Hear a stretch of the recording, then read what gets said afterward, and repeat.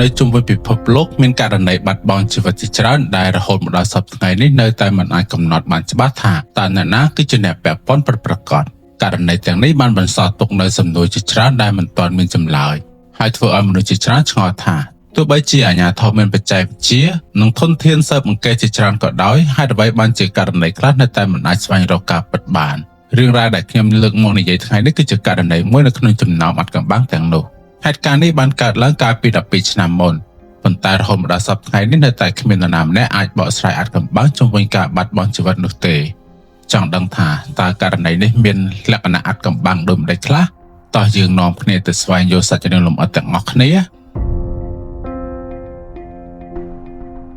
នៅរដ្ឋអូឌីសាប្រទេសឥណ្ឌាដែលល្បីដោយសារតែប្រាសាទបុរាណវប្បធម៌សម្បូរបែបនិងឆ្នេរសមុទ្រដ៏ស្រស់ស្អាតមានក្មេងស្រីម្នាក់ដែលមានឈ្មោះថា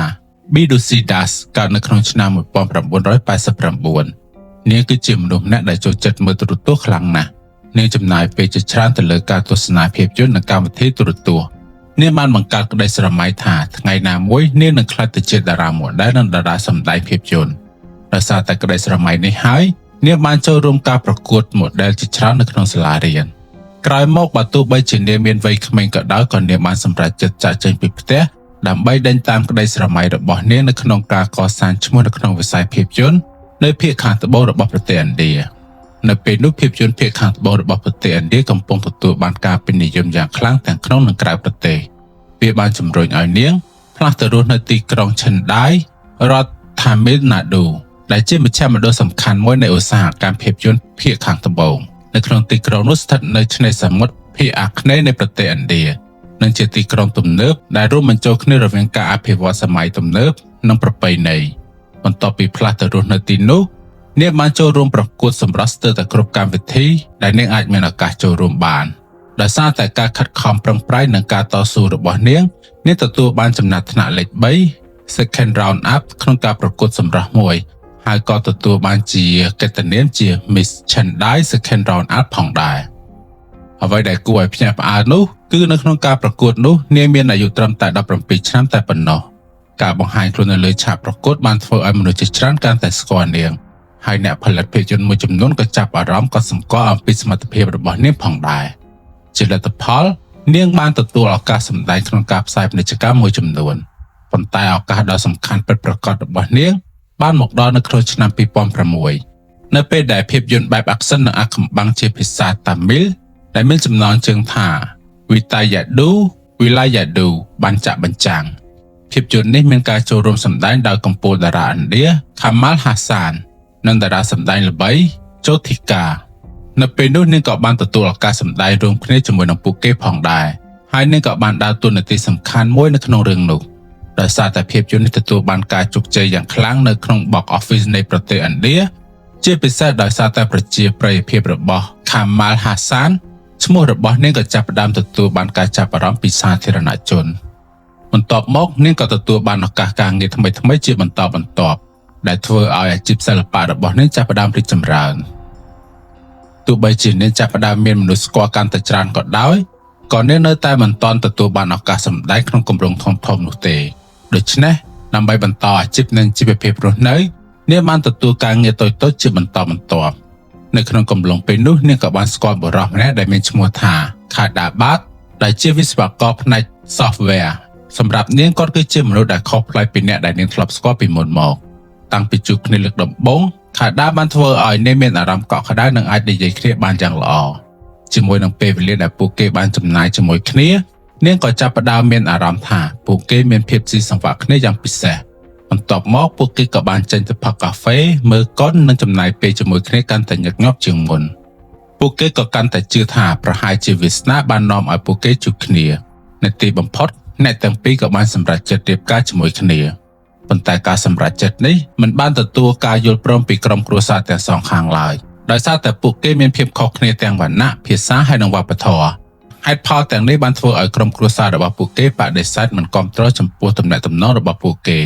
ទោះបីជាមានការជំទាស់ពីគ្រួសារក៏ដោយក៏អ្នកទាំងពីរនៅតែជ្រើសរើសដើរតាមបេះដូងរបស់ខ្លួនហើយសម្រេចចិត្តរៀបការជាមួយគ្នា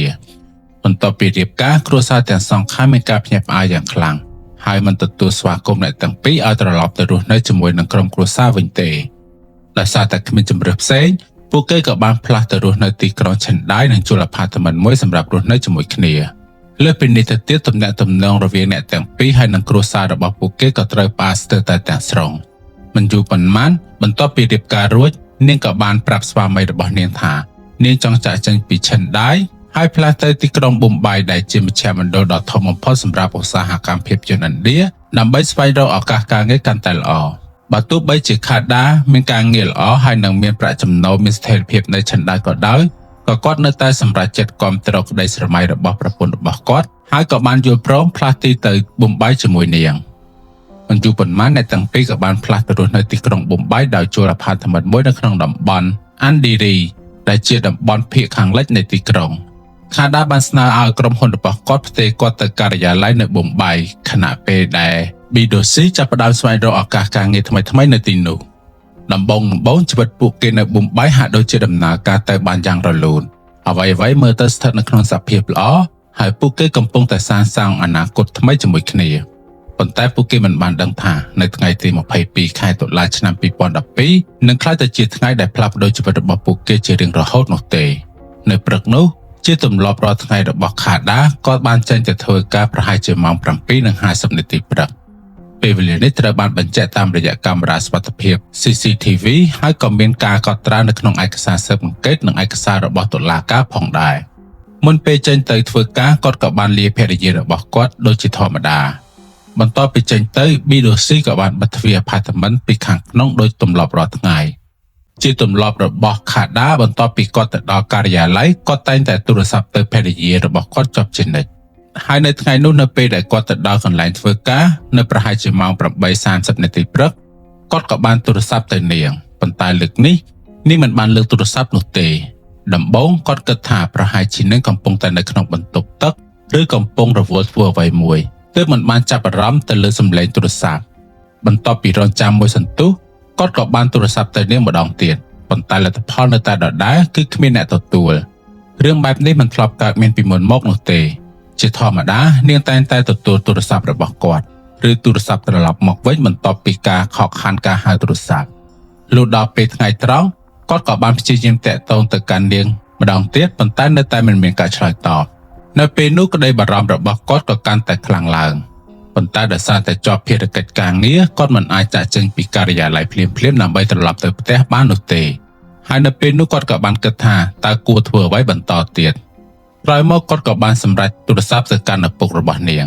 យ៉ាងណាមិញចាប់តាំងពីអ្នកទាំងពីររៀបការមកឪពុកម្ដាយរបស់នាងនៅតែខឹងនឹងផ្អាកការតាក់ទងជាមួយនឹងពួកគេឪពុករបស់នាងគឺជាមន្ត្រីយោធាដែលមានវិន័យនិងគោលការណ៍តឹងរ៉ឹងនៅក្នុងជីវិតដោយសារតែការមិនយល់ព្រមទៅលើអាពាហ៍ពិពាហ៍នេះហើយគ្រួសាររបស់នាងក៏មិនដែលទទួលស្គាល់ខាដាជាកូនប្រសារដែរហេតុនេះហើយទំនាក់ទំនងរវាងខាដាហើយនិងឪពុកក្មេងស្ទើរតែមិនមានការសន្ទនាគ្នាទាល់តែសោះប៉ុន្តែនៅថ្ងៃនោះខាដាយល់ថាគាត់គួរតែប្រាប់អំពីក្តីបារម្ភនេះទៅកាន់ឪពុករបស់នាងឲ្យបានដឹងនៅពេលដែលឪពុកក្មេងទទួលទូរស័ព្ទខាដាបានណែនាំខ្លួនហើយបញ្ជាក់ថាតាំងពីព្រឹកមកប៊ីដូស៊ីមិនបានទទួលការហៅទូរស័ព្ទរបស់គាត់សូម្បីតែម្ដងដែលធ្វើឲ្យគាត់មានការព្រួយបារម្ភយ៉ាងខ្លាំងគាត់ក៏បានបន្ថែមទៀតថាកាលពីថ្ងៃមុនអ្នកទាំងពីរមានការខ្វែងគំនិតគ្នាបន្តិចបន្តួចប៉ុន្តែព្រឹកនេះពួកគេបាននិយាយគ្នាជាធម្មតាវិញរួចហើយដូច្នេះគាត់មិនគិតថានេះគឺជាមូលហេតុដែលនាំឲ្យនាងមិនឆ្លើយទូរស័ព្ទរបស់គាត់ឡើយនៅចុងបញ្ចប់ខាដាក៏បានស្នើឲ្យឪពុកក្មេងសាកល្បងទូរស័ព្ទទៅកាន់នាងម្ដងទោះបីជាឪពុករបស់នាងនៅតែមានចិត្តមិនសប្បាយចំពោះការសម្រេចចិត្តរបស់កូនស្រីក៏ដោយប៉ុន្តែនាងនៅតែជាកូនស្រីរបស់គាត់ពេលឮអំពីក្តីបារម្ភរបស់ខាដាហើយគាត់ក៏ចាប់ផ្ដើមបារម្ភដូចគ្នាក្រោយពីបញ្ចប់ការសន្ទនាជាមួយនឹងខាដាគាត់ក៏បានទូរស័ព្ទទៅកាន់ប៊ីដូស៊ីភ្លាមប៉ុន្តែនាងក៏មិនបានទទួលការហៅទូរស័ព្ទរបស់គាត់ដូចគ្នាគាត់បានផ្ញើសារជាច្រើននិងព្យាយាមទូរស័ព្ទម្ដងហើយម្ដងទៀតប៉ុន្តែនៅតែគ្មានការឆ្លើយតបពីនាងបន្ទាប់មកគាត់ក៏បានជូនដំណឹងទៅកាន់ខាដាអំពីស្ថានភាពមួយនេះខាដាក៏បានប្រាប់ថាគាត់ជិតដល់ម៉ោងចេញពីធ្វើការហើយគាត់នឹងត្រឡប់ទៅផ្ទះដើម្បីពិនិត្យមើលស្ថានភាពរួចនឹងតាក់ទងប្រាប់ឪពុកក្មេករបស់គាត់វិញលុះដល់ប្រហែលជាម៉ោង 8 យប់ខាដាបានបញ្ចប់ការងារនិងត្រឡប់ទៅដល់អាផាតមិនរបស់ពួកគេនៅមុខបន្ទប់គាត់បានចុចកណ្ដឹងទ្វារជាច្រើនដងហើយស្រែកហៅឈ្មោះរបស់នាងម្ដងហើយម្ដងទៀត បន្ទាប់មកគាត់ក៏បានដាក់ត្រចៀកនៅជិតទ្វារដើម្បីស្ដាប់ថាតើមានសម្លេងអ្វីពីខាងក្នុងដែរឬទេគាត់បានកត់សម្គាល់ឃើញថាទូរទស្សន៍នៅខាងក្នុងនៅតែបើកហើយសម្លេងតន្ត្រីនៅតែឮចេញមកអស់រយៈពេលប្រហែលជា5នាទីខាដានៅតែបន្តចុចកណ្ដឹងនិងហៅឈ្មោះភរិយារបស់គាត់ជាបន្តបន្ទាប់ប៉ុន្តែនៅពីខាងក្នុងនៅតែស្ងប់ស្ងាត់គ្មានអ្នកឆ្លើយតបអ្វីទាំងអស់ដែលធ្វើឲ្យអារម្មណ៍មិនស្រួលចិត្តរបស់គាត់កាន់តែកើនឡើងដូច្នេះគាត់ក៏បានចុះទៅកន្លែងចតរថយន្តដើម្បីយកសោបន្ទប់មួយទៀតដែលគាត់ទុកនៅក្នុងរថយន្តអាផាតមិនរបស់ពួកគេមានសោចំនួន2មួយគឺនៅជាមួយនឹង Bidosi ហើយនិងមួយទៀតគឺនៅជាមួយនឹង Khada បន្ទាប់ពីយកសោរួចគាត់ក៏បានត្រឡប់មកបន្ទប់វិញហើយបើកទ្វារចូលនៅពេលដែលគាត់ឈានចូលទៅក្នុងបន្ទប់គាត់បានស្រែកឡើងទាំងភ័យតក់ស្លុតនៅលើកម្រាលបន្ទប់ទទួលភ្ញៀវ Bidosi កំពុងតែដេកសន្លប់ដោយមិនមានសញ្ញាឆ្លើយតបអ្វីទាំងអស់នៅជុំវិញនាងមានបំណែកកញ្ចក់បែករាយប៉ាយពេញកម្រាលហើយក៏មានស្នាមរបួសជាច្រើននៅលើដងខ្លួនរបស់នាងផងដែរKhada ក៏បានសង្កេតឃើញថាកញ្ចក់ធំមួយដែលនៅក្បែរទូសម្លៀកបំពាក់បានបែកខ្ទេចហើយក៏មានកញ្ចក់តូចៗរាយប៉ាយជុំវិញនៅកន្លែងកើតហេតុទិដ្ឋភាពនៅចំពោះមុខនេះបានធ្វើឲ្យគាត់ស្ថិតនៅក្នុងភាពតក់ស្លុតយ៉ាងខ្លាំងគាត់ក៏បានរត់ចេញពីបន្ទប់ហើយស្រែកសុំជំនួយពេលឮសំឡេងស្រែកអ្នកយាមអគារអ្នកគ្រប់គ្រងអគារនិងអ្នកជិតខាងជាច្រើនបាននាំគ្នារត់មកមើលនៅប្រហែលជាម៉ោង9យប់ពួកគេបាននាំនាងទៅកាន់មន្ទីរពេទ្យដែលនៅក្បែរនោះប៉ុន្តែគ្រូពេទ្យបានបញ្ជាក់ថានាងបានបាត់បង់ជីវិតមុនពេលទៅដល់មន្ទីរពេទ្យទៅហើយដោយសារតែស្ថានភាពរបស់នាងធ្ងន់ធ្ងរខ្លាំងពេកដោយសារតែមិនមានអ្នកណាម្នាក់ដឹងថាមានរឿងអ្វីបានកើតឡើងKhadaក៏បានជូនដំណឹងទៅកាន់សមត្ថកិច្ចភ្លាមៗនៅពេលដែលក្រុមស៊ើបអង្កេតទៅដល់ពួកគេបានពិនិត្យកន្លែងកើតហេតុនិងស្ដាប់ការរៀបរាប់របស់ Khada មុននឹងអញ្ជើញក្រុមអ្នកជំនាញកសោវិច័យមកពិនិត្យបន្ថែមក្រុមអ្នកជំនាញបានពិនិត្យគ្រប់ជ្រុងជ្រោយនៃអាផាតមិននោះដើម្បីស្វែងរកតម្រុយដែលអាចជួយដល់ការស៊ើបអង្កេតបានប៉ុន្តែការពិនិត្យដំបូងមិនបានរកឃើញភស្តុតាងច្បាស់លាស់ដែលអាចបញ្ជាក់ពីអ្វីដែលបានកើតឡើងនោះទេក្នុងពេលជាមួយគ្នានេះដែរសារសពរបស់នាងក៏ត្រូវបានបញ្ជូនទៅធ្វើកសោវិច័យប៉ូលីសក៏បានកត់ត្រាចម្លើយពីឪពុកម្ដាយរបស់នាងព្រមទាំងសាកសួរKhadaផងដែរលើពីនេះទៅទៀតពួកគេបានពិនិត្យប្រវត្តិការហៅទូរស័ព្ទនិងសាររបស់នាងហើយក៏បានរកឃើញថានៅថ្ងៃទី22ខែតុលាឆ្នាំ2012ដែលជាថ្ងៃកើតហេតុនាងបានទទួលការហៅចូលសរុបប្រហែលជា80ដងនិងសារជាង250សារយោងតាមមន្ត្រីស៊ើបអង្កេតម្នាក់សារភាគច្រើនគឺបានមកពីអ្នកសម្របសម្រួលការងារផ្នែក model តារាសម្ដែងអ្នកដឹកនាំរឿងអ្នកផលិតព្រមទាំងសាច់ញាតិមួយចំនួនរបស់នាងផងដែរក្នុងចំណោមសារទាំងនោះមានសារមួយដែលទាក់ទាញការចាប់អារម្មណ៍របស់សមត្ថកិច្ចជាពិសេសសារនោះបានផ្ញើមកពីក្រុមហ៊ុន model មួយដែលធ្លាប់បានផ្ដល់ប្រាក់កក់ចំនួន$260ដល់នាងសម្រាប់គម្រោងការងារមួយប៉ុន្តែដោយសារតែគម្រោងត្រូវបានលុបចោលនៅនាទីចុងក្រោយក្រុមហ៊ុនក៏បានផ្ញើសារទាមទារឲ្យនាងសងប្រាក់កក់នោះវិញនៅក្នុងដំណាក់កាលដំបូងនៃការស៊ើបអង្កេតប៉ូលីសក៏បានដាក់ Khada ក្នុងបញ្ជីអ្នកដែលត្រូវសាកសួរផងដែរដូច្នេះពួកគេក៏បានទៅកាន់កន្លែងធ្វើការរបស់គាត់ដើម្បីផ្ទៀងផ្ទាត់ថាតើគាត់ពិតជាបានទៅការិយាល័យពេញមួយថ្ងៃដែរឬទេក្រុមហ៊ុនរបស់គាត់ក៏បានបញ្ជាក់ថាគាត់បានមកដល់កន្លែងធ្វើការនៅម៉ោង8ព្រឹកនិងបានបំពេញការងាររហូតដល់ម៉ោង8យប់បន្ថែមពីនេះទៅទៀតអ្នកយាមអាផាតមិនក៏បានបញ្ជាក់ដែរថាគាត់បានឃើញKhadaចេញទៅធ្វើការនៅពេលព្រឹកហើយនឹងត្រឡប់មកវិញនៅពេលល្ងាចដោយធម្មតាការបញ្ជាក់ទាំងនេះបានធ្វើឲ្យក្រុមអ្នកស៊ើបអង្កេតប្រឈមមុខនឹងសំណួរដ៏ធំមួយបើសិនជា Khada មិនបាននៅកន្លែងកើតហេតុនៅក្នុងកំឡុងពេលនោះទេតែមានរឿងអ្វីឲ្យពិតប្រាកដបានកើតឡើងនៅក្នុងអាផាតមិននោះហើយអ្នកណាជាអ្នកអាចបញ្យល់អំពីអត្ថកម្បាំងនេះបានសមត្ថកិច្ចមិនមានជំរឿនផ្សេងក្រៅពីរងចាំលទ្ធផលនៃការធ្វើកសោវិច័យនោះទេរយៈពេល2ថ្ងៃបានកន្លងផុតទៅគឺនៅថ្ងៃទី24ខែតុលាឆ្នាំ2012របាយការណ៍កសោវិច័យក៏ត្រូវបានប្រគល់ដល់ក្រុមអ្នកស៊ើបអង្កេតយោងតាមរបាយការណ៍បានបញ្ជាក់ថា Bidosi បានបាត់បង់ជីវិតដោយសារតែរបួសធ្ងន់នៅត្រង់ករបាយការណ៍នេះមិនបានបញ្ជាក់ពេលវេលាពិតប្រាកដនៃការបាត់បង់ជីវិតនោះទេវាគ្រាន់តែការប៉ាន់ស្មានថាហេតុការណ៍នេះអាចកើតឡើងនៅក្នុងចន្លោះពេលប្រហែលជា4ទៅ6ម៉ោងមុនពេលដែលសារសពត្រូវបានរកឃើញផ្អែកទៅលើលទ្ធផលនៃការពិនិត្យនេះសមត្ថកិច្ចក៏បានចុះបញ្ជីសំណុំរឿងនេះជាផ្លូវការថាវាគឺជាករណីស្លាប់ដែលគួរឲ្យសង្ស័យនិងបានពង្រីកការស៊ើបអង្កេតបន្តទៀតនៅក្នុងកំឡុងពេលស៊ើបអង្កេតមានចំណុចមួយចំនួនដែលលេចចេញមកកាន់តែច្បាស់ឡើងនៅព្រឹកថ្ងៃទី22ខែតុលាបន្ទាប់ពីKhadaចេញទៅធ្វើការនាងនៅតែម្នាក់ឯងនៅក្នុងអាផាតមិនបន្ថែមពីនេះទៅទៀត ការពិនិត្យព័ត៌មានដែលសមត្ថកិច្ចប្រមូលបាននៅដំណាក់កាលដំបូងមិនបានបង្ហាញថាមានអ្នកណាម្នាក់ចូលទៅក្នុងបន្ទប់បន្ទាប់ពីខាដាចេញនោះទេហើយតាមការរៀបរាប់ទ្វារក៏ត្រូវបានចាក់សោពីខាងក្នុងផងដែរដោយសារតែកត្តាទាំងអស់នេះសមត្ថកិច្ចបានដាក់ការសង្ស័យទៅលើខាដាជាដំបូងដោយសារតែគាត់គឺជាមនុស្សដំបូងដែលបានឃើញនៅក្នុងស្ថានភាពនេះដូច្នេះគាត់ត្រូវបានសាកសួរយ៉ាងលម្អិតជាច្រើនលើកប៉ុន្តែរាល់ការឆ្លើយតបរបស់គាត់នៅតែស្របគ្នាហើយគាត់បានរៀបរាប់ព្រឹត្តិការណ៍ដូចគ្នាជាប់ជានិច្ចក្រោយមកក្រុមអ្នកស៊ើបអង្កេតក៏បានសម្រេចស្វែងយល់ឲ្យស៊ីជម្រៅអំពីជីវិតនិងទំនាក់ទំនងរវាងអ្នកទាំងពីរការស៊ើបអង្កេតបានបង្ហាញថាបន្ទាប់ពីរៀបការរួចជីវិតគូរបស់ពួកគេជាទូទៅមានភាពល្អប្រសើរប៉ុន្តែក្រោយមកពួកគេចាប់ផ្ដើមមានការខ្វែងគំនិតគ្នាទៅលើបញ្ហាកន្លែងរស់នៅ B2C មានបំណងចង់ផ្លាស់ទីពីទីក្រុងឆិនដៃទៅប៊ុំបៃដើម្បីស្វែងរកឱកាសការងារថ្មីៗនៅក្នុងវិស័យសិល្បៈផ្ទុយទៅវិញខាដាពេញចិត្តនឹងការងារដែលមានស្ថិរភាពរបស់គាត់នៅឆិនដៃហើយគាត់យល់ថាការផ្លាស់ទីទៅទីក្រុងប៊ុំបៃនឹងប៉ះពាល់ដល់ជីវិតនិងការងាររបស់អ្នកទាំងពីរនៅពេលនោះ B2C មានការតាំងចិត្តយ៉ាងមុតមាំក្នុងការសាកល្បងឱកាសនៅប៊ុំបៃហើយនាងមិនចង់រស់នៅទីនោះតែម្នាក់ឯងនោះទេព័ត៌មានទាំងនេះបានធ្វើឲ្យក្រុមអ្នកស៊ើបអង្កេតចាប់ផ្ដើមសង្ស័យថា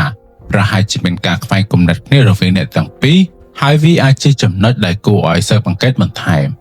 ហើយនៅក្នុងដំណាក់កាលនោះខាដាបានក្លាយទៅជាបុគ្គលដែលស្ថិតនៅក្នុងការសង្ស័យច្រើនជាងគេហើយការសាកសួរទៅលើគាត់ក៏កាន់តែលម្អិតជាងមុន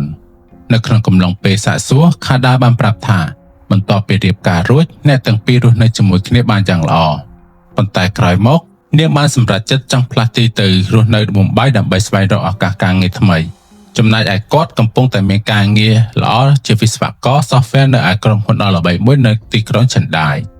គាត់ក៏បានបញ្ជាក់ដែរថា B2C ចង់ផ្លាស់ទៅរស់នៅប៊ុំបៃជាមួយគ្នាព្រោះនាងមានអារម្មណ៍មិនស្រួលក្នុងការរស់នៅទីនោះតែម្នាក់ឯងយ៉ាងណាមិញវិស័យភាពយន្តគឺជាវិស័យដែលមានការប្រកួតប្រជែងខ្លាំងការទទួលបានភាពជោគជ័យគឺមិនមែនជារឿងងាយស្រួលនោះទេហើយការរក្សាភាពជោគជ័យឲ្យនៅស្ថិតស្ថេររឹតតែពិបាកជាងនេះទៅទៀតសម្រាប់អ្នកដែលមិនទទួលបានលទ្ធផលដូចជាការរំពឹងទុកវាអាចបង្កឲ្យមានសម្ពាធផ្លូវចិត្តយ៉ាងខ្លាំង B2C ក៏អាចកំពុងតែប្រឈមមុខជាមួយនឹងស្ថានភាពបែបនេះដែរទោះបីជានាងធ្លាប់មានឱកាសសម្ដែងរួមគ្នាជាមួយនឹងកំពូលតារាឥណ្ឌា Kamal Haasan ក៏ដោយក៏អាជីពរបស់នាងនៅតែមិនមានការរីកចម្រើនដូចអ្វីដែលនាងបានរំពឹងទុកស្ថានភាពនេះបានធ្វើឲ្យនាងមានបញ្ហាផ្លូវចិត្តហើយក្រោយមកក៏ត្រូវបានវេជ្ជបណ្ឌិតធ្វើរោគវិនិច្ឆ័យថាមានជំងឺទឹកនោមផ្អែមផងដែរទោះជាយ៉ាងណាក៏ដោយក្រោយមកអ្នកទាំងពីរបានសម្រេចចិត្តផ្លាស់ទៅរស់នៅទីក្រុងប៊ុំបៃដើម្បីបន្តដេញតាមក្តីស្រមៃរបស់នាងនៅក្នុងកំឡុងពេលរស់នៅទីនោះ B2C បានបន្តព្យាបាលជំងឺទឹកនោមផ្អែមជាប្រចាំហើយក៏បានទទួលការពិគ្រោះនិងព្យាបាលផ្នែកសុខភាពផ្លូវចិត្តជាមួយនឹងវេជ្ជបណ្ឌិតឯកទេសផងដែរសមត្ថកិច្ចបានដឹងថាអ្នកទាំងពីរបានរៀបការដោយគ្មានការយល់ព្រមពីគ្រួសារប៉ុន្តែការស៊ើបអង្កេតមិនបានរកឃើញភស្តុតាងឬតម្រុយណាមួយដែលអាចបញ្ជាក់ថាខាដាមានពាក់ព័ន្ធទៅនឹងការបាត់បង់ជីវិតរបស់នាងនោះទេនៅថ្ងៃទី22ខែតុលាបើទោះបីជាខាដាត្រូវបានបញ្ជាក់ថាស្ថិតនៅកន្លែងធ្វើការក៏ដោយក៏ក្រុមអ្នកស៊ើបអង្កេតនៅតែមានចម្ងល់មួយពួកគេបានលើកជាសំណួរថាតើអាចទៅរួចទេដែលហេតុការណ៍នេះបានកើតឡើងមុនពេលដែលខាដាចេញពីផ្ទះនៅព្រឹកនោះដោយសារតែរបាយការណ៍កសោវិច័យបានបញ្ជាក់អំពីពេលវេលាពិតប្រាកដនៃការបាត់បង់ជីវិតទើបសំណួរនេះត្រូវបានគេលើកយកមកពិចារណាទោះជាយ៉ាងណាក៏ដោយការវិភាគកសោវិច័យបានប៉ាន់ស្មានថាហេតុការណ៍អាចកើតមានឡើងនៅក្នុងចន្លោះម៉ោង6ព្រឹកដល់ម៉ោង12ថ្ងៃត្រង់ក្រោយមកសមត្ថកិច្ចក៏បានជួបសាកសួរឪពុកម្ដាយរបស់ B2C និងវេជ្ជបណ្ឌិតដែលកំពុងតែព្យាបាលសុខភាពផ្លូវចិត្តរបស់នាងព័ត៌មានដែលវេជ្ជបណ្ឌិតបានផ្ដល់ឲ្យស្របទៅនឹងអ្វីដែលក្រុមអ្នកស៊ើបអង្កេតបានដឹងរួចមកហើយទោះបីជាយ៉ាងណាក៏ដោយក៏នៅតែមិនមានភស្តុតាងគ្រប់គ្រាន់សម្រាប់ភ្ជាប់ខាដាទៅនឹងករណីនេះដែរជាថ្មីម្ដងទៀតក្រុមអ្នកស៊ើបអង្កេតត្រូវប្រឈមមុខជាមួយនឹងសំណួរដ៏ធំមួយតើអ្នកណាគឺជាអ្នកពាក់ព័ន្ធពិតប្រាកដតើហេតុការណ៍នេះកើតឡើងដោយរបៀបណាដើម្បីស្វែងរកចម្លើយមួយនេះប៉ូលីសបានត្រឡប់ទៅសាកសួរអ្នករស់នៅក្នុងអាផាតមិនម្ដងទៀតក្នុងចំណោមចម្លើយទាំងអស់មានស្ត្រីម្នាក់បានប្រាប់ថានៅរសៀលថ្ងៃទី22ខែតុលានាងធ្លាប់ឃើញបុរសមិនស្គាល់មុខម្នាក់ចូលទៅក្នុងអាផាតមិនរបស់ B2C នៅពេលដែលសមត្ថកិច្ចសួរថាហេតុអ្វីបានជានាងទើបតែប្រាប់ព័ត៌មាននេះស្ត្រីរូបនោះបានបញ្ជាក់ថាបន្ទាប់ពីហេតុការណ៍កើតឡើងនាងបានចាកចេញពីទីក្រុងប៊ុំបៃមួយរយៈហើយទើបតែត្រឡប់មកវិញនៅពេលនោះនាងទើបតែនឹកឃើញពីអ្វីដែលនាងបានឃើញនៅថ្ងៃកើតហេតុក្រោយទទួលបានព័ត៌មាននេះហើយសមត្ថកិច្ចបានពិនិត្យមើលកាមេរ៉ាសុវត្ថិភាពដែលបានដំឡើងនៅខាងក្រៅអាផាតមិនប ប៉ុន្តែអ្វីដែលគួរឲ្យភ្ញាក់ផ្អើលនោះគឺវីដេអូមិនបានបង្ហាញថាមានបរិះមិនស្គាល់អត្តសញ្ញាណណាម្នាក់ចូលទៅក្នុងបន្ទប់ដោយដែលសាក្សីបានរៀបរាប់នោះទេទោះបីជាសាក្សីនៅតែអះអាងលើការរៀបរាប់របស់ខ្លួនក៏ដោយក៏សមត្ថកិច្ចមិនអាចរកឃើញភស្តុតាងផ្សេងៗដែលអាចគាំទ្រជាមួយនឹងអំណះអំណាងរបស់នាងបានទេក្រុមអ្នកស៊ើបអង្កេតបានចំណាយពេលច្រើនថ្ងៃដើម្បីពិនិត្យទិសដៅនេះប៉ុន្តែលទ្ធផលនៅតែមិនមានភាពច្បាស់លាស់នៅទីបំផុតបន្ទាប់ពីការស៊ើបអង្កេតយ៉ាងលម្អិតនិងមិនអាចរកឃើញភស្តុតាងណាមួយប្រឆាំងជាមួយនឹងខែដាបានសមត្ថកិច្ចក៏បានសម្រេចចិត្តថាដកការសង្ស័យទៅលើគាត់ជាផ្លូវការក្រោយមកក្រុមអ្នកស៊ើបអង្កេតបានត្រឡប់ទៅពិនិត្យសំណុំរឿងទាំងមូលម្ដងទៀតដោយប្រៀបធៀបរូបថតនៅកន្លែងកើតហេតុភស្តុតាងបច្ចេកទេសនិងរបាយការណ៍កសោវិច័យការពិនិត្យឡើងវិញនេះបានធ្វើឲ្យពួកគេចាប់អារម្មណ៍ទៅលើចំណុចថ្មីមួយនៅក្នុងបន្ទប់ទទួលភ្ញៀវដែលជាកន្លែងដែលនាងត្រូវបានរកឃើញមានទូមួយដែលបំពាក់ដោយទ្វារកញ្ចក់ធំមួយចំណុចនេះបានក្លាយទៅជាផ្នែកដ៏សំខាន់មួយដែលក្រុមអ្នកស៊ើបអង្កេតចាប់ផ្ដើមយកមកវិភាគបន្តនៅកន្លែងកើតហេតុសមត្ថកិច្ចបានកត់សម្គាល់រួចហើយថាមានបំណែកកញ្ចក់ពីទ្វារកញ្ចក់របស់ទូបានបែករាយហើយបំណែកខ្លះក៏ត្រូវបានរកឃើញនៅលើដងខ្លួនរបស់នាងផងដែរប៉ុន្តែអ្វីដែលធ្វើឲ្យក្រុមអ្នកស៊ើបអង្កេតមានការងឿងឆ្ងល់នោះគឺនៅពេលដែលក្រុមអ្នកជំនាញកសោវិច័យពិនិត្យនៅកន្លែងកើតហេតុពួកគេមិនបានរកឃើញស្នាមរាមដៃរបស់ជនមិនស្គាល់អត្តសញ្ញាណណាមួយនៅលើទូនោះទេមិនត្រឹមតែប៉ុណ្ណោះនៅលើទូក៏មិនមានស្នាមឈាមដែលអាចកត់សម្គាល់បានដែរចំណុចនេះបានធ្វើឲ្យក្រុមអ្នកស៊ើបអង្កេតកាន់តែមានចម្ងល់ដោយសារតែទូនោះស្ថិតនៅទីតាំងដើមនិងមិនមានសញ្ញាថាត្រូវបានរុញឬផ្លាស់ទីឡើយមានតែទ្វារកញ្ចក់ប៉ុណ្ណោះដែលបានបែកហើយបំណែកកញ្ចក់បានធ្លាក់រាយប៉ាយនៅលើកម្រាលដែលជាកន្លែងដែលនាងត្រូវបានរកឃើញប៉ុន្តែសំណួរដែលនៅតែមិនទាន់មានចម្លើយគឺតើបំណែកកញ្ចក់ទាំងនោះបានបង្ករបួសនៅលើដងខ្លួនរបស់នាងដោយរបៀបណាជាពិសេសគឺរបួសនៅត្រង់ករបស់នាងហេតុនេះហើយទើបសមត្ថកិច្ចបានស្នើឲ្យវាយតម្លៃបន្ថែមពីអ្នកជំនាញកសោវិច័យនិងវិជ្ជបណ្ឌិតឯកទេសមួយចំនួនក្រុមអ្នកស៊ើបអង្កេតបានដាក់សមត្ថកិច្ចមួយថា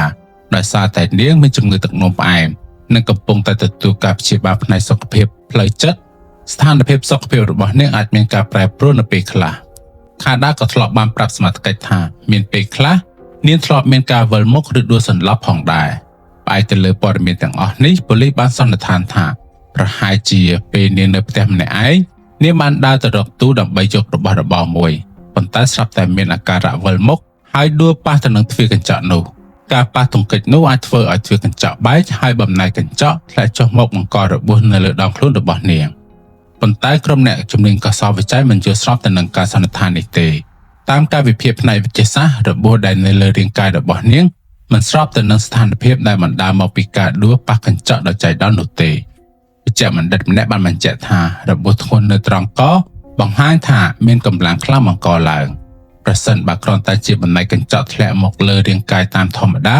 របួសបែបនោះទំនងជាមិនអាចកើតឡើងបានឡើយដោយសារតែហេតុផលទាំងអស់នេះហើយក្រុមអ្នកជំនាញនិងវិជ្ជបណ្ឌិតមិនទទួលយកសមិទ្ធកម្មរបស់សមត្ថកិច្ចនោះទេជាលទ្ធផលការស៊ើបអង្កេតបានជាប់គាំងដោយមិនអាចសន្និដ្ឋានបានច្បាស់ថាហេតុការណ៍នេះគឺជាឧបទ្ទវហេតុឬជាករណីដែលមានអ្នកពាក់ព័ន្ធនៅទីបំផុតបន្ទាប់ពីចំណាយពេលជាច្រើនឆ្នាំដែលមិនមានភស្តុតាងថ្មីឬសាក្សីថ្មីក្រុមអ្នកស៊ើបអង្កេតក៏បានសម្រេចបិទសំណុំរឿងនេះជិតមួយទសវត្សរ៍បានកន្លងផុតទៅប៉ុន្តែអាចក្បាំងជុំវិញការបាត់បង់ជីវិតរបស់នាងនៅតែមិនទាន់មានចម្លើយទោះជាយ៉ាងណាក៏ដោយដើម្បីបិទសំណុំរឿងនេះជាផ្លូវការសមត្ថកិច្ចត្រូវបង្ហាញហេតុផលមួយទៅកាន់តុលាការ